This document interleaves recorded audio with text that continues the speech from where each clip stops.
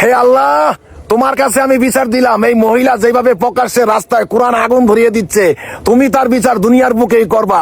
আর মুসলমান হলে এই ভিডিওটা ঝড়ের গতিতে শেয়ার করে আপনি আপনার জায়গা থেকে প্রতিবাদ করে যান। এই নারী, তোর বুকে ভয় নাই? এটা হলো আল্লাহর কালাম, তুই সেটাকে আগুন ধরে জ্বালিয়ে দিচ্ছিস। কাল আল্লাহ পাক মরণের পরে তোর এই রকম জাহান্নামে জ্বালাবে। তুই এখনো পথ আছে, ইসলাম ধর্ম গ্রহণ কর আর আল্লাহর আনুগত্য স্বীকার কর। যদি আল্লাহর হাত থেকে বাঁচতে পেরেছিস।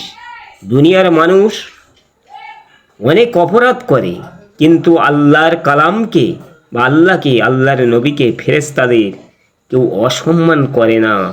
যারা করে তাদের ইহকাল আর পরকাল পুরো বেগার, শুধু জাহান্নামে ছাড়া তাদের আর কোনো রাস্তা নাই।